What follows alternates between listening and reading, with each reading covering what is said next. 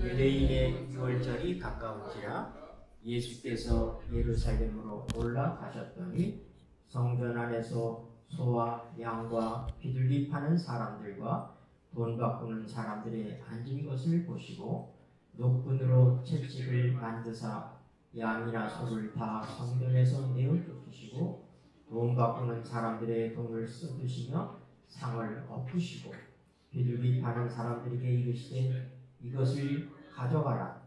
내 아버지 집으로 장사하는 집을 만들지 말라 하시니 제자들이 성경의 말씀에 주의 전을 사모하는 열심히 나를 삼키리라 한 것을 기억하더라. 이에 유대인들이 대답하여 예수께 말하기를 내가 이런 일을 행하니 무슨 표적을 우리에게 보이겠느냐? 예수께서 대답하여 가라사대 너희가 이 성전을 헐라 내가 사흘 동안에 일으키리라. 유대인들이 가로되 이 성전은 46년 동안의 지었거늘 내가 3일 동안 일으키겠느냐 하더라. 그러나 예수는 성전된 자기 육체를 가르쳐 말씀하신 것이라. 죽은 자 가운데서 살아나신 그에야 제자들이 이 말씀하신 것을 기억하고 성경과 및 예수의 하신 말씀을 믿었더라. 아멘.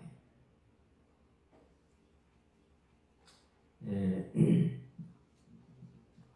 예수님 당시에 6월절에 얼마나 많은 사람이 모였느냐?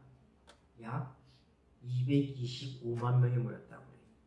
그 작은 예루살렘 성에 200만이 넘는 사람들이 모이는 것입니다. 그리고 그때 드려지는 양이 얼마나 많았느냐면 양만 해도 22만 6,500마리 한 번 제사에.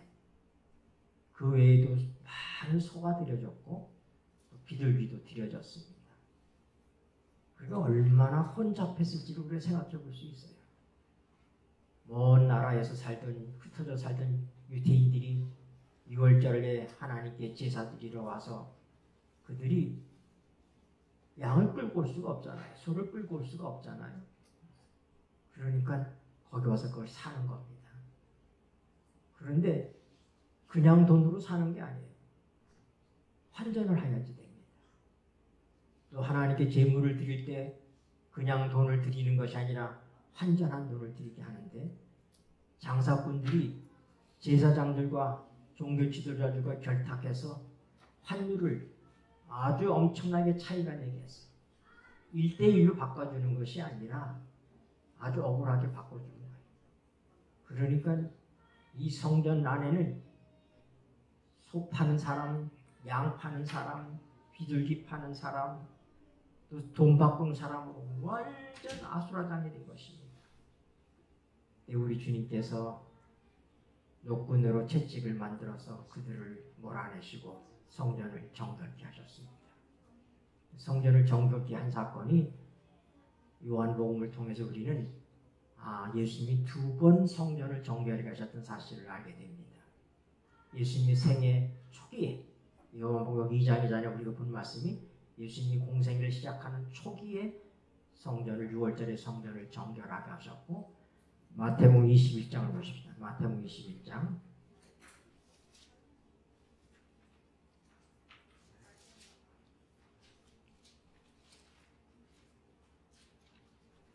12절 13절입니다. 예수께서 읽겠습니다. 시작.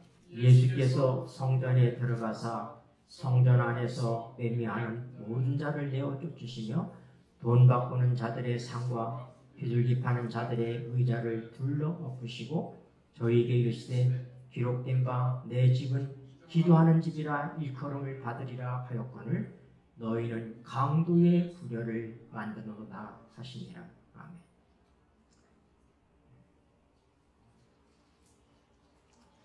이것은 예수님이 2번째 성전을 정결케 하신 사건입니다. 예수님의 생애가 거의 끝나가는 때 십자가 바로 전에 이런 사건이 있었습니다. 그런데 예수님께서 13절에 보면은 기록된 바 내 집은 기도하는 집이라 일컬음을 받으리라 하였거늘 너희는 강도의 부려를 만드는도다. 예수님께서 지금 이 말씀을 구약 성경에서 따온 것입니다. 구약 성경에 같은 말씀이 기록된 데가 있어요. 그것이 바로 에레미야 7장에 기록되어 있습니다. 에레미야 7장을 봅시다. 내 이름으로 읽겠습니다. 시작. 내 이름으로 일컬음을 받는 이 집이 너희 눈에는 도적의 불혈로 보이느냐. 보라, 나 곧 내가 그것을 보았노라. 여호와의 말이니라. 아멘. 에레미야 1장 2절에 보면 에레미야 선지자는 요시야 임금 때에 하나님의 선지자로 부름을 받습니다. 요시야 임금, 여러분 우리 요시야는 어떤 사람인지 잘 아시죠? 이스라엘의 마지막 샛별과 같았던 마지막 선한 임금입니다. 정말로 하나님께 충성스러웠던 임금이었는데 그는 8살에 왕이 됐어요. 8살에 왕이 돼서 그가 제위 8년 16살 때에 비로소 하나님을 찾았다고 그랬습니다. 어린 나이에 하나님을 찾았어요. 그리고 그는 역대하 34장에 보면 그는 성전을 정결하게 하는 일을 계속합니다. 온 나라가 우상 숭배로다가 물들어 있는 바로 그때에 그는 분연히 일어나서 어떻게 해요? 성전을 정결하게 하는 일을 해요. 그의 나이 20살 때 그런 일을 했습니다. 16살에 하나님을 찾았고 그가 20살이 되었을 때에 온 나라의 우상을 제거하는 일을 합니다. 정말로 훌륭한 임금이었어요. 근데 바로 그 요시야 임금이 제위 13년 되었을 때 요시야 임금이 나이 21살 되었을 때 선지자로 부름받은 선지자가 누구예요? 에레미야예요. 우리 역대하 34장을 봅시다.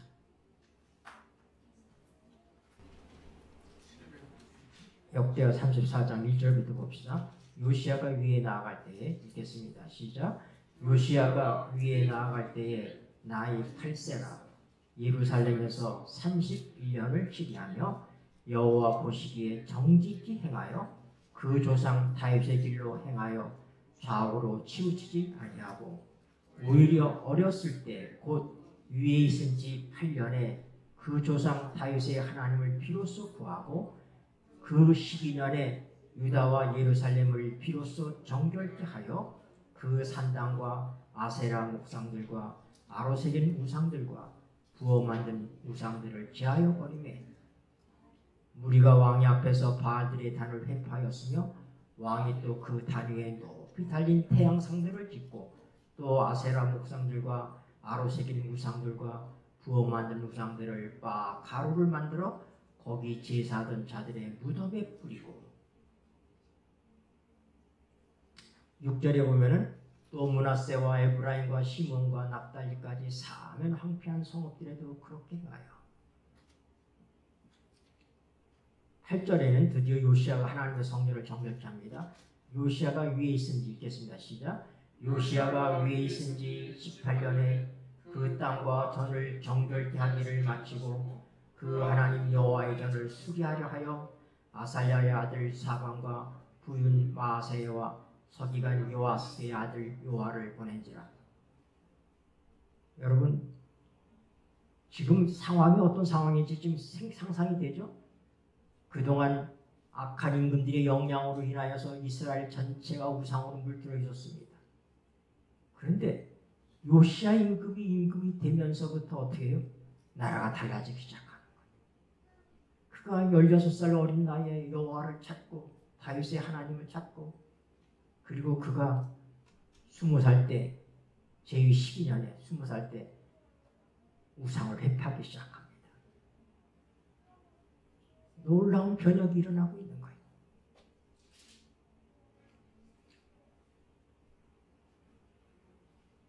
35장을 봅시다. 34장에서 18, 19절에 보면은 왕이 율법의 말씀을 듣자 자기 옷을 찢었더라 그랬어요. 하나님의 성전에서 하나님의 성전을 수리하다가 하나님의 율법책을 발견합니다. 그 율법책을 갖다가 왕에게 읽어주니까 왕이 너무나 그가 마음이 답답하고 자기의 조상들이 어떤 죄를 지었는지 하나님의 백성들이 얼마나 패역했는지를 생각하면서 그가 옷을 찢었다고 했어요. 정말 순수한 마음으로 회개하면서 하나님의 성전을 정결하게 하는 일을 했습니다. 35장에 보면 선지자 사무엘 이후로 읽겠습니다. 시작. 선지자 사무엘 이후로 이스라엘 가운데서 유월절을 이같이 지키지 못하였고 이스라엘 열왕도 요시야가 제사장들과 레위 사람들과 모인 온 유다와 이스라엘 무리와 예루살렘 거민과 함께 지킨 것처럼 유월절을 지키지 못하였더라. 요시야의 위에 있은 지 8년에 이 유월절을 지켰더라. 18년에 이 유월절을 지켰더라. 그러면 18년이면 거기다 8년을 더 하면은 8살의 왕이 됐으니까 26살. 26살에 이런 엄청난 일을 요시야가 한 겁니다. 나라가 잘 되고 있으니까 지금 나라가 아주 잘 되고 있어요. 근데 그때에 부름받은 선지자가 누구라고? 예레미야 선지자입니다. 근데 예레미야 선지자 예레미야 7장을 보세요. 예레미야 7장. 여호와께로서 1절 읽겠습니다. 시작.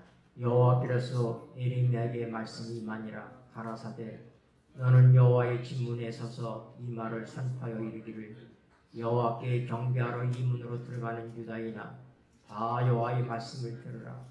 만군의 여호와 이스라엘의 하나님이 이같이 말씀하시되 너의 길과 행위를 바르게 하라. 그리하면 내가 너희로 이곳에 거하게 하리라. 너희는 이것이 여호와의 전이라 여호와의 전이라 여호와의 전이라는 거짓말을 믿지 말라. 여러분 얼마나 찬물을 끼얹는 것과 같은 상황입니까?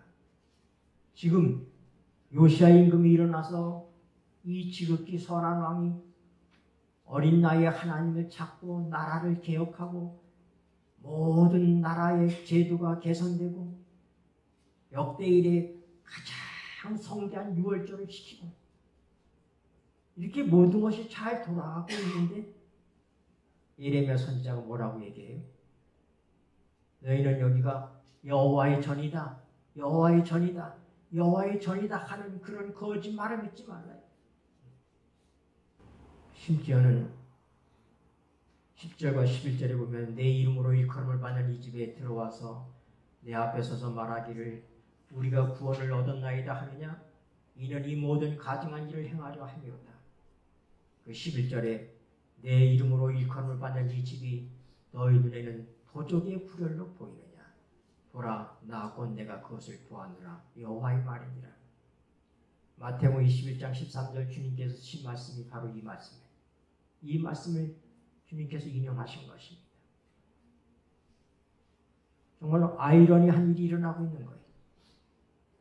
한참 성전을 정결하게 하고 우상을 회파하고 종교개혁이 일어나고 있는데도 불구하고 하나님께서 선지자를 통해서 뭐라고요?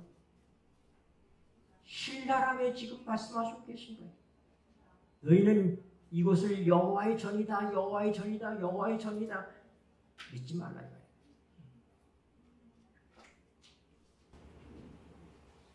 너희가 만일 읽겠습니다. 시작.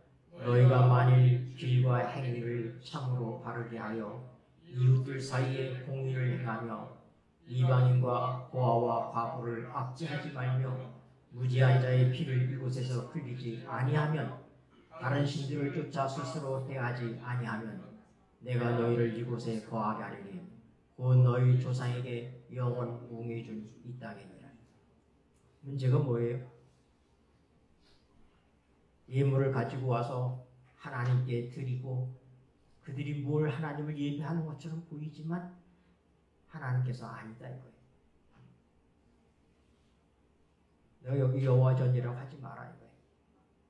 나 너희와 함께 하지 않는다. 우상 숭배로 가득 찬 세상이 아니라 하나님께 돌아가는 회개 운동이 일어나고 있는 이런 희망적인 때에 하나님께서 오히려 이렇게 말씀하고 계신 것입니다. 16절에는 그런즉 너는 이 백성을 위하여 기도하지 말라. 그들을 위하여 부르짖어 구하지 말라. 내게 간구하지 말라. 내가 너를 듣지 아니하리라.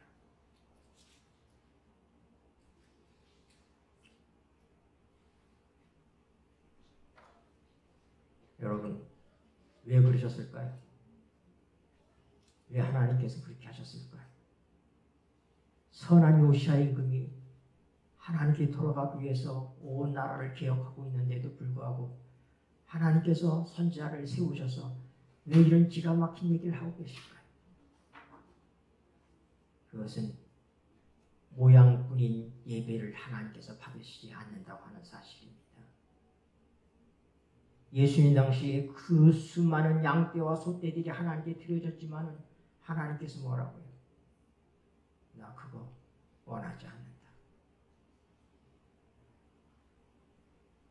진정한 예배는 이방인과 고아와 과부를 압제하지 말며 무지한 자의 피를 이곳에서 흘리지 아니하며 다른 신들을 쫓아 스스로 해하지 아니하면 내가 너희를 이곳에 거하게 하리니 곧 너희 조상에게 영원 부흥이 준 이 땅이니라. 이사야 58장에서도 형식적인 예배에 대해서 하나님께서 준엄하게 말씀하십니다. 하나님이 기뻐하시는 그런 예배는 흉악의 결박을 풀어주고 우리의 손을 펼쳐서 어려운 자들에 대해서 우리 손을 감추지 않는 것. 이것이 하나님이 기뻐하시는 금식이라고 했어요. 너희가 금식하면서 나를 찾는데 그거 나 원하지 않는다. 그거 금식 아니다. 진짜 금식은 흉악의 결박을 풀어주고 이사야 58장 보십시오. 6절 7절 나의 기뻐하는 금식이겠습니다. 시작. 나의 기뻐하는 금식은 흉악의 결박을 풀어주며 멍에의 줄을 끌어주며 압제당하는 자를 자유케 하며 모든 멍에를 꺾는 것이 아니겠느냐. 또 줄인 자에게 네 식물을 나눠주며 유리하는 빈민을 네 집에 들이며 벗은 자를 보면 입히며 또 네 골육을 펴여 스스로 숨지 아니하는 것이 아니겠느냐. 진정한 금식이 무엇인지 우리가 표현하는 하나님에 대한 우리의 헌신의 최고봉이 뭐예요? 금식하는 거예요. 금식기도 하는 거예요. 그런데 하나님께서는 내가 기뻐하는 금식은 그것이 아니다. 흉악의 결박을 풀어주고 멍에의 줄을 끌어주며 압제당하는 자를 자유케 하며 모든 멍에를 꺾는 것이 아니냐. 줄인 자에게 내 식물을 나눠주며 유리하는 빈민을 내 집에 들이며 벗은 자를 보면 입히며 또 네 굴육을 펴여 스스로 숨지 아니하는 것이 아니겠느냐. 여러분, 왜 예수님 이 땅에 오셨어요? 왜 예수님께서 6월절에 성전을 2번씩이나 정결하게 하셨습니까? 예수님께서는 성전을 정결하게 한 다음에 네가 무슨 권위로 이런 일을 하느냐고 얘기할 때 뭐라고요? 이 성전을 헐어버려라. 이 성전을 헐어라. 내가 사흘 만에 일으키겠다. 여러분, 그거는 뭘 얘기한 것이었다고요? 예수님 자신의 육체를 가르친 것이다. 예수님은 하나님을 섬긴다고 하면서 엉뚱한 짓 하고 하나님의 진정한 사랑을 실천하지 아니하고 이기심의 온상이 되어버린 그런 인간의 이 더러운 우리의 성전을 고린도서 3장 16절에 보면 우리가 하나님의 성전이라고 했습니다. 하나님 예수님께서 이 땅에 오신 것은 예루살렘에서 성전을 정결케 하시는 하나님의 상징적 의미입니다. 예수님이 정말로 기뻐하시는 것은 우리의 이 마음의 성전, 우리의 몸된 성전을 깨끗하게 하는 것입니다. 어떻게 해요? 주님께서 성전을 헐라고 그랬습니다. 내가 십자가에 달리는 것을 얘기하는 거예요. 내가 십자가에 달리면 너의 그 이기심의 마음들, 너의 동정적이지 못하고 거짓되고 이율배반적인 이중적인 너의 모든 삶을 그 마음의 성전을 헐어버려라. 주님께서 이 땅에 오신 것은 정결하기 위해서, 정결케 하기 위해서 오셨습니다. 우리는 우주적인 3대 정결 사업이 있는 것을 압니다. 요한계시록 5장을 보십시다. 요한계시록 5장. 요한계시록 5장 13절입니다. 내가 또 들으니 읽겠습니다. 시작. 내가 또 들으니 하늘 위에와 땅 위에와 땅 아래와 바다 위에와 또 그 가운데 모든 만물이 가로되 보좌에 앉으시니와 어린 양에게 찬송과 존귀와 영광과 능력을 세세토록 돌릴지어다 하니. 아멘. 이 말씀은 모든 하나님의 정결케 하는 사업이 다 끝난 상태를 얘기하는 것입니다. 여러분, 왜 하늘이 더러워졌습니까? 하나님에게는 더러움이 있을 수 없습니다. 그런데 누가 있음으로 이제 더러워졌어요? 사단의 존재가 나타남으로 하늘이 더러워졌습니다. 그래서 하나님께서 사단을 하늘에서 내쫓으셨습니다. 사단이 하늘에서 내어 쫓김으로 하늘이 정결하게 되는 것처럼 이 땅에서 사단의 모든 역사가 끝나면 이 땅이 정결하게 되겠죠. 그렇죠? 네. 그래서 제1차 정결 사업은 하늘에서의 정결 사업이에요. 2차에 걸쳐서 하늘에서 정결 사업이 있었어요. 태초에 하나님께서 사단이 반역을 일으켰을 때 그를 내쫓아 버렸습니다. 사단이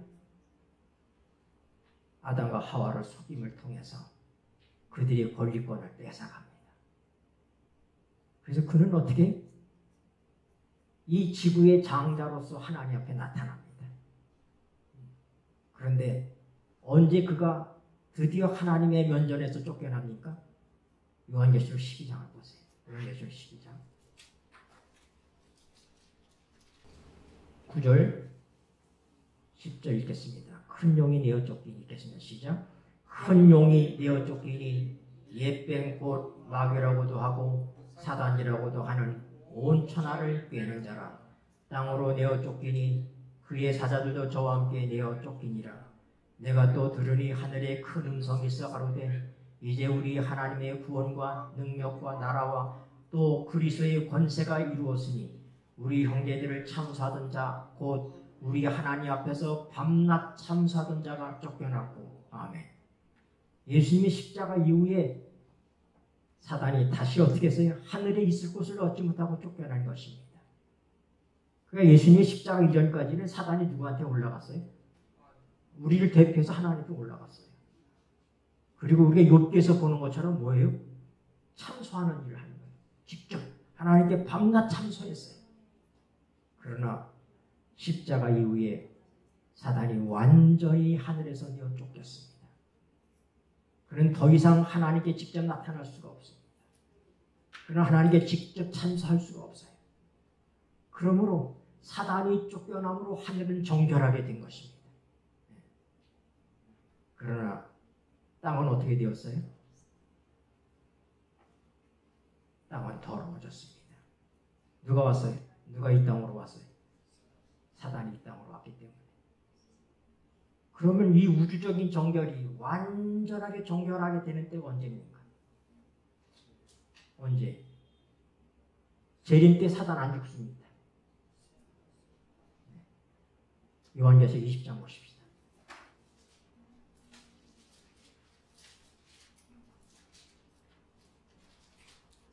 12절부터 보겠습니다. 요한계시록 20장 12절.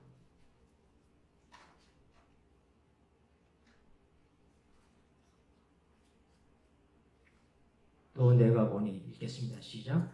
또 내가 보니 죽은 자들이 물은 대수하고 그 보좌 앞에 섰는데 책들이 펴있고 또 다른 책이 펴졌으니 곧 생명책이라. 죽은 자들이 자기 행위를 따라 책들에 기록된 대로 심판을 받으니. 13절. 바다가 그 가운데서 죽은 자들을 내어주고 또 사망과 음부도 그 가운데서 죽은 자들을 내어주매 각 사람이 자기의 행위대로 심판을 받고 사망과 음부도 불못에 던지오니 이것은 둘째 사망 곧 불못이라. 누구든지 생명책에 기록되지 못한 자는 불못에 던지오려나. 아멘. 여러분, 이것이 완전한 심판입니다. 예수님의 십자가 사건을 통해서 하늘이 정결하게 됐습니다. 그러나 사단이 이 땅에 와 있기 때문에 이 땅이 더러워졌습니다. 우리 주님께서는 이제 불온간 사단의 존재를 온 우주에서부터 그를 없애버릴 것입니다. 언제요? 천년왕국이 끝난 후에. 예수님이 재림한 다음에 우리가 다 같이 하늘에 올라갑니다. 의인들이. 악인들은 다 죽어 있습니다. 사단은 2000년 동안 이 지구에 혼자 갇혀 있습니다. 요한계시록 20장에 오면 그렇게 기록되어 있어요. 근데 드디어 천년이 차니까 하늘에서 하나님의 보좌에서 하나님과 하나님의 백성들이 내려오게 됩니다. 그때 악인들이 부활합니다. 모든 악인들이 부활해서 심판을 받게 되는 거예요. 그들이 왜 멸망받아야 되는지, 왜 죽어야 되는지, 사단까지라도 하나님이 기록한 책이 있습니다. 하나님이 기록한 그 모든 책을 통해서 낱낱이 보여줍니다. 그때 비로소 어떻게 돼요? 악인들과 사단이 하나님 앞에서 무릎을 꿇습니다. 하나님은 공의로우십니다. 하나님은 사랑이십니다. 그때 불못에 던져진다고 해요. 유황불이 내려와서 그들을 불로 완전히 소멸합니다. 여기 사망과 음부도 불못에 던지오니 이 사망이 곧 누구예요? 사단을 얘기하는 거예요. 이때 사단이 완전히 소멸하게 될 것입니다. 그러면 어떻게 돼? 우주가 완전하게 정결하게 되는 것입니다. 지금은 어떤 사건이 있는 거예요? 지금은 하나님께서 하나님의 성전을 정결하게 합니다. 물론 우리의 성전을 얘기하면 이 성전이 정결해진다는 얘기는 우리 하나님의 성전인 우리 한 사람 한 사람이 정결하게 되는 그 일이 지금 진행되고 있는 사건이에요. 예수 그리스도께서 왜 십자가에 달려 돌아가셨는가?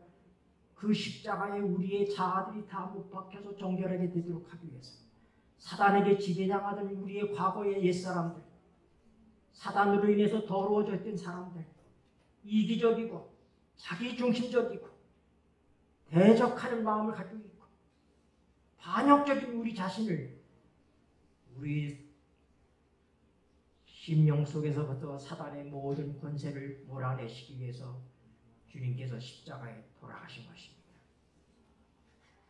오늘 예루살렘 성전을 정결케 하신 그 예수님께서 오늘 우리의 마음의 성전에 와서 우리를 정결케 하신 일을 지금 진행하고 계시다는 사실을 기억하시게 되기를 바랍니다.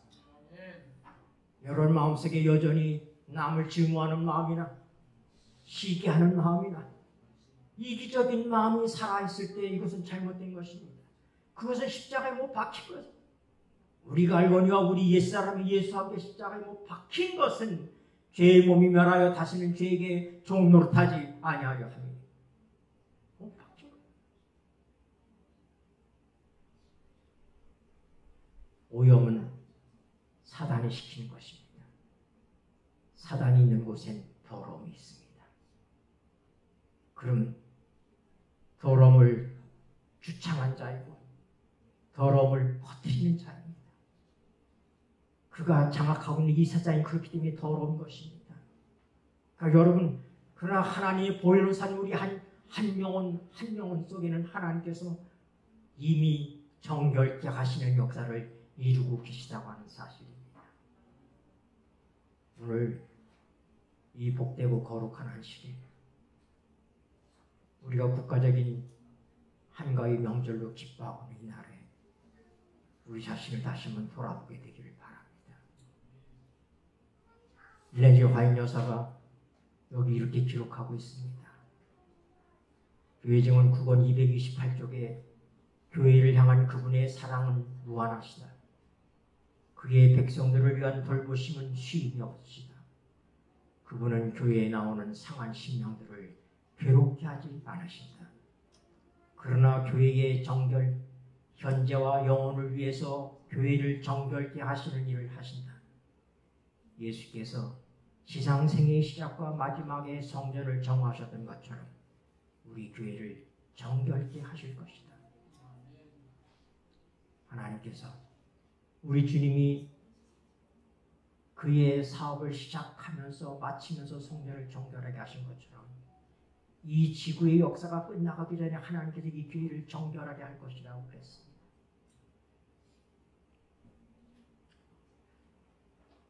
목사에게 보내는 기별 378쪽에는 주께서 교회를 정결케 하실 것이다. 이런 일이 얼마나 신속히 일어날지 내가 말할 수 없지만 그 일이 오래 지체되지 않을 것이다. 주께서 도덕적으로 타락한 그의 교회를 깨끗하게 하실 것이다. 주께서 교회의 마루를 말끔히 청소하여 깨끗하게 하실 것이다. 하나님을 예배한다고 우리가 하나님께 안식일적하여 교회에 모이고 있지만은 말라기 선지자는 얘기하기를 누군가가 하나님의 성전의 문을 닫았으면 좋겠도다. 왜요? 예배를 드리는 사람들이 정결하게 되지 않았습니다. 이기심을 버리지 않았습니다. 사단이 아직도 그들을 지배하는 상태로 오는 것입니다. 에레미야 7장에 오면은 기가 막힌 장면이 나옵니다. 에레미야 7장을 한번 다시 보십시오. 너는 그들이 유다 성읍들과 예루살렘 거리에서 행하는 일을 보지 못하느냐. 18절 자식들을 읽겠습니다. 시작. 자식들은 나무를 줍고 아비들은 불을 피우며 부녀들은 가루를 반죽하여 하늘 황후를 위하여 과자를 만들며 그들이 또 다른 신들에게 전제를 부음으로 나의 노를 격동하느니라. 아멘. 여러분, 남편들은 뭐예요? 남편들은 자식들은 나무를 줍고 아비들은 불을 피우고 부녀들 어미들은 가루를 반죽해서 우상을 섬기기 위해서 준비하고 있는 이런 모습인 것입니다. 여러분, 우리의 가정은 어떻습니까? 여러분들은 여러분의 삶 속에 누구하고 친합니까? 부자입니까? 가난한 사람입니까? 여러분의 자녀들을 위해서 어떻게 지금 생각하고 살아갑니까? 내 자녀들이 명문학교에 나오고 출세하는 것이 여러분의 삶의 목표입니까? 오늘 여기 상징적으로 얘기하는 것처럼 자식들은 나무를 줍고 아비들은 불을 피우고 어미는 떡을 반죽해서 우상에게 드리려고 하는 바로 그것이 오늘날 이 교회 안에 있는 하나님의 백성들이 총체적으로 온 가족이 더러울 뜻대로 더러워졌습니다. 세상에 대한 온전한 뜻을 세우고 그들을 하나님의 정직한 아들로 세우고 공의로운 아들로 세우고 지남철이 남북을 가리키는 것처럼 결코 옳고 그런 일에서 흔들리지 않는 그런 아이들로 기르고 하나님께 충성스러운 아이로 기르는 것이 우리 부모들의 최고의 소원이 되어야지 되는데 마치 뭐 하는 것처럼요. 자식은 나가서 나무를 줍고 애비는 불을 피우고 어미는 떡 반죽을 하고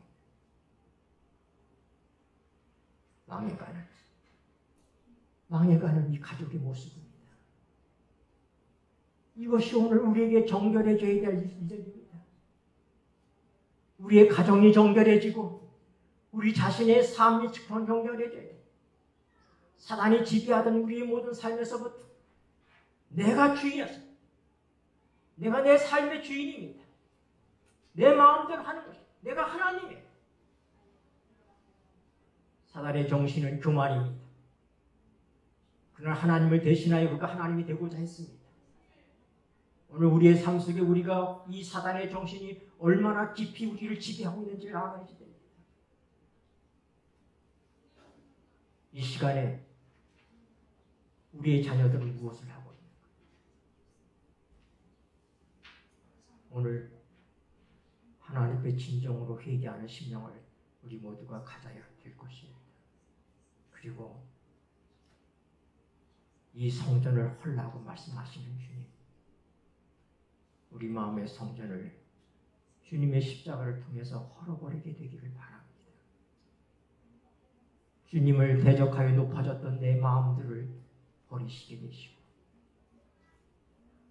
내가 하나님을 대적해서 세웠던 내 모든 계획들을 허물어 버리시고, 내 마음을 휘젓고 더럽게 만들었던 사단의 권세를 완전히 내어 쫓는 우리 주님께서 막달라 마리아에게 7 귀신을 쫓아내신 것처럼 우리의 삶을 지배하던 사단의 권세를 끝장내시는, 정결케 하시는 놀라운 역사가 진행되는 이 역사의 현장에서 여러분의 이름이 하늘 생명책에 기록되어지는 마지막 날에 멸망받을 사람들의 이름이 기록된 책들이 있는가 하면 또 다른 책에 생명책이 있더라고 얘기하고 있습니다. 오늘 마음을 정결케 한 당신의 사랑하는 자녀들의 이름이 하늘 생명책에 기록되고 있는 것입니다. 이 엄숙한 때에 하나님의 우주적인 3대 정결이 진행되고 있는, 이미 하늘이 정결하게 되었고 미래에 완전히 사단이 정결하게 될 것인데, 지금 진행되고 있는 정결 사업은 여러분과 나에 대한 사업인 것입니다. 나를 정결케 하시는 그분의 손길에 내 모든 자존심을 내려놓고, 그분께서 예루살렘 성전을 정결케 하셨던 것처럼 내 마음의 성전을 정결케 하시도록 내어드리는 우리 모두가 되시기를 바랍니다.